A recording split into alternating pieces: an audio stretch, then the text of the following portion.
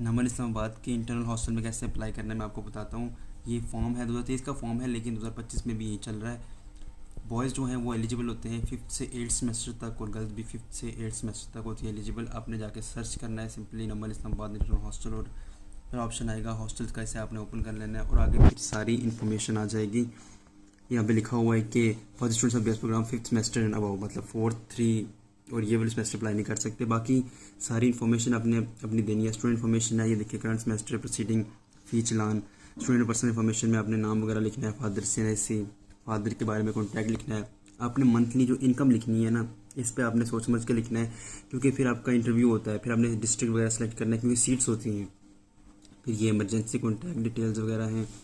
और हाँ, और फिर नीचे ये डॉक्यूमेंट्स हैं जो आपने, अगर आप 5th 6th 7th 8th semester में हैं और आपने अप्लाई किया है इंटरनल हॉस्टल के लिए, तो जब आप इंटरव्यू के दिन आएंगे आपको ये डॉक्यूमेंट्स लाने होंगे।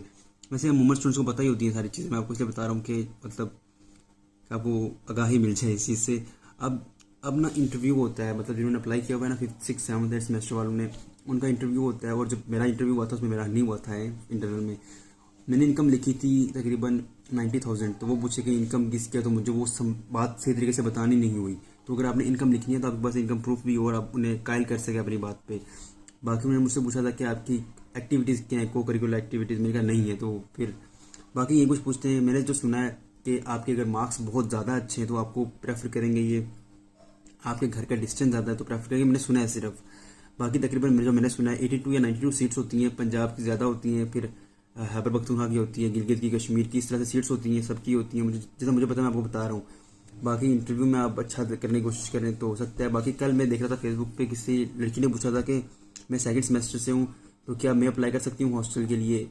तो लोग कमेंट कर रहे थे उस लड़की के लिए कि अगर तुम पैसे दो या सिफारिश करो या इस तरह से तुम्हारा हो सकता है आसानी से। बाकी मुझे सिफारिश का पता नहीं है, मैंने सुना है सिर्फ कि अगर आप सिफारिश करवाते हैं किसी से तो आपका हो सकता है। बाकी अल्लाह जाने। ये अब एक बार फॉर्म देख लें। बाकी आपने ये डॉक्यूमेंट्स जो हैं ये लेके जाने हैं। फिर जिस दिन आपका इंटरव्यू होता है आपको नॉर्मल का रिजल्ट कार्ड लेना पड़ता है अपना, जो अपने जो जीपी आपका आया होता है ना रिसेंटली सेमेस्टर में, आपने वो जाके अजना ब्लॉक से लेना पड़ता है। रिजल्ट 1,000 रुपये लगते हैं, लास्ट टाइम में 200 लग रहा था, आप नहीं आई गेस 1,000 रुपये लगता है।